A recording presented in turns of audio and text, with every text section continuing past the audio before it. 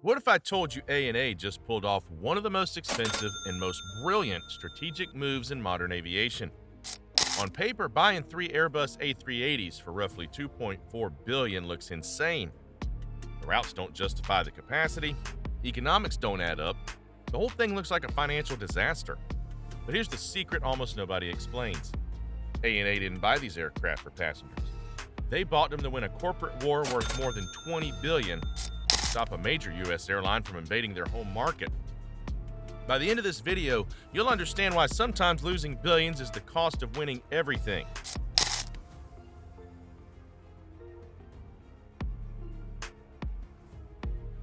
Let's rewind to January 2015. Skymark Airlines, Japan's third largest carrier and one of the few that wasn't aligned with either ANA or Japan Airlines, files for bankruptcy protection. Skymark had spent years trying to punch above its weight. The airline wanted to reinvent itself as a premium long-haul carrier. In that attempt, it signed a massive order for Airbus A380s. Not just any order, an order so large and so financially ambitious that it pushed the very limits of Skymark's balance sheet. They paid hundreds of millions in deposits. Those deposits locked them into an aircraft program that was already struggling globally. The A380 was expensive to operate, expensive to maintain, and required massive high-yield markets to break even. Skymark didn't have those markets. When costs ballooned, delivery timelines slipped, and negotiations with Airbus deteriorated, Skymark simply couldn't complete the purchase. Meanwhile, Japan's airline market was becoming more strategically important. Haneda Airport, once restricted largely to domestic operations, was opening up more international slots. These were extremely valuable because Haneda sits right in the heart of Tokyo, unlike Narita, which is much farther out. Any airline gating slots at Haneda gained instant access to some of the most profitable business travelers in the world, and that's where things got interesting. While Skymark was sinking, Delta Airlines saw an opening. Delta had long struggled with access to Tokyo after the shift from Narita to Haneda. They weren't just looking at a struggling carrier. They saw a possible gateway into Japan's tightly controlled domestic market. Japan's domestic market is one of the most profitable in the world, protected by two giants, ANA and JAL. Cracking that market is nearly impossible for a foreign airline. But Skymark's bankruptcy, that was a once-in-a-generation chance. Delta positioned itself as a potential sponsor, partnering with Intrepid Aviation to back a rehabilitation plan. And that move would have given Delta cooperation with Skymark, and most importantly, access to Haneda Airport, the most valuable aviation real estate in Japan. Analysts estimate certain Haneda slot pairs are worth tens of millions each because they unlock Japan's highest demand routes. Skymark controlled dozens of them. Delta's logic was simple: support Skymark, gain influence, gain Haneda access, finally break into ANA's fortress.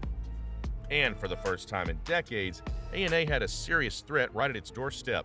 If you love breakdowns like this one, strategy, power plays, and aviation politics, hit like so more people can find this video.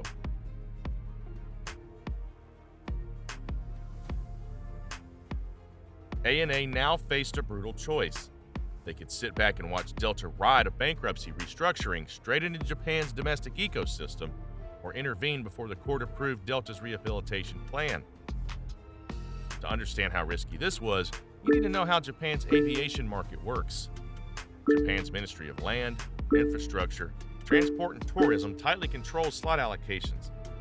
Domestic carriers operate within a heavily coordinated system. A foreign airline suddenly gaining influence over a domestic operator would completely disrupt that balance, and once Delta had a foothold, they wouldn't stop at just a few slots. They would push hard, leveraging their global network and financial capability to keep expanding. Meanwhile, Airbus had its own problem. Skymark still owed massive penalties for backing out of the A380 order. Airbus initially favored the Delta-backed plan because it offered a path to recover some of those losses. If Delta had succeeded, Airbus would have maintained leverage over Skymark and aligned itself with one of the world's largest airline groups. Everything pointed toward Delta winning. That is, until ANA made an offer Airbus simply couldn't refuse. ANA promised two things. First, they would support Skymark's rehabilitation, ensuring the airline survived and kept flying. Second, they would take on the three undelivered A380s as part of the agreement. This solved Airbus's biggest headache. Instead of fighting Skymark in court over penalties and undelivered aircraft, Airbus suddenly had a clean, guaranteed sale to a major Japanese carrier with a strong balance sheet. Overnight, Airbus switched sides. In August 2015, the Tokyo District Court approved the ANA Airbus rehabilitation plan, not Delta's. ANA took a 16.5% stake in Skymark, deliberately small enough to avoid triggering mandatory takeover rules, yet large enough to anchor the restructuring. Delta wasn't blocked because ANA owned Skymark. They were blocked because the court chose ANA's plan as the better long-term path. But the result was the same. Delta's route into Japan evaporated.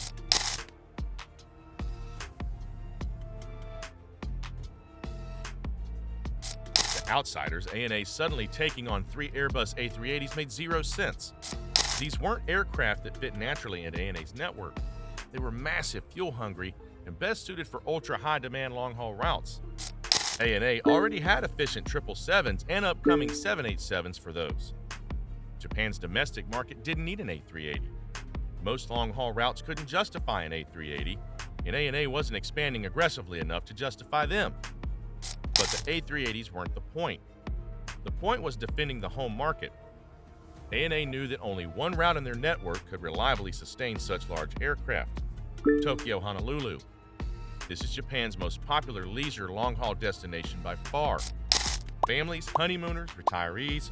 Hawaii is practically a cultural institution in Japan.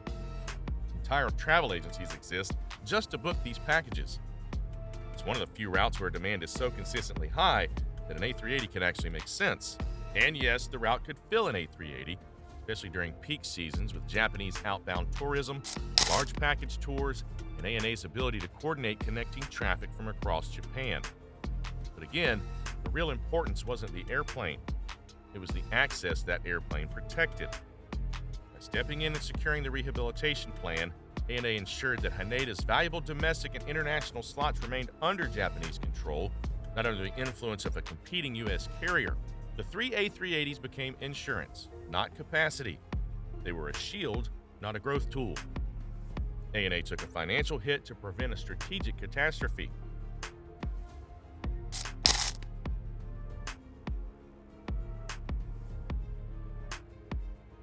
Once the court approved ANA's plan, Delta's ambitions to enter Japan's domestic sphere collapsed almost overnight. All the leverage they built, all the negotiations, all the strategy fell apart because ANA had executed a move that was both financially painful and strategically perfect. Skymark continued operating independently, but now within an ecosystem far more aligned with ANA's interests. ANA gained influence without needing full control. They didn't need to run Skymark. They just needed to prevent anyone else, specifically Delta, from doing so. At the same time, ANA strengthened its position at Haneda. By keeping Skymark within the Japanese sphere, ANA ensured that domestic travel flows, slot allocations, and scheduling remained stable and predictable. And while the A380s weren't ideal for ANA, they still became profitable on their own terms.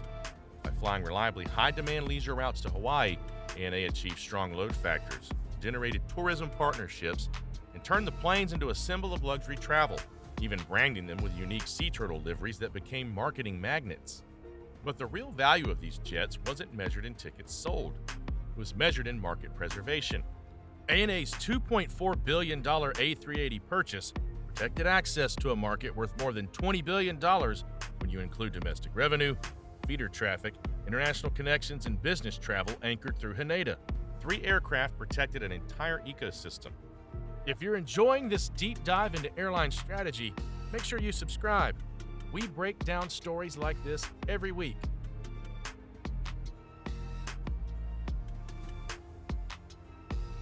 This was never about aircraft economics.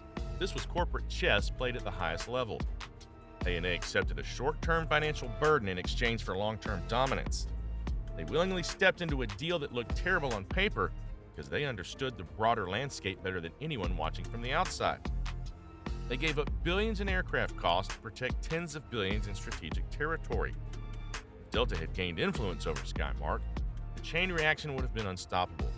They could have gained slots, then expanded operations, and used their global reach to pull more traffic through their network.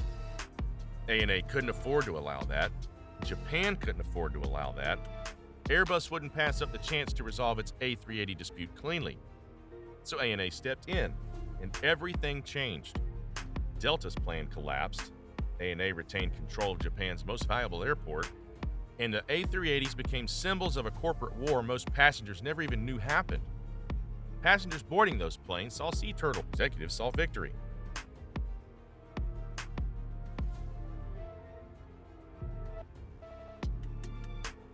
This entire story demonstrates how airlines really compete.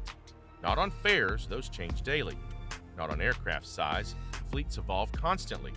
Not even on customer experience, which is important but not decisive. They compete on access. Access to airports, access to domestic markets, access to protected networks that generate long-term revenue. Airport slots, especially at a place like Haneda, determine which airlines dominate international travel and which ones merely participate. Holding those slots means holding the keys to business travel. ANA's move in 2015 mirrors the same kind of strategic maneuver we see throughout global aviation today. Buying something expensive to protect something priceless. It's the same reason airlines fight over gates, spend billions on alliances, or operate flights that barely break even, because the long-term strategic value outweighs the short-term cost.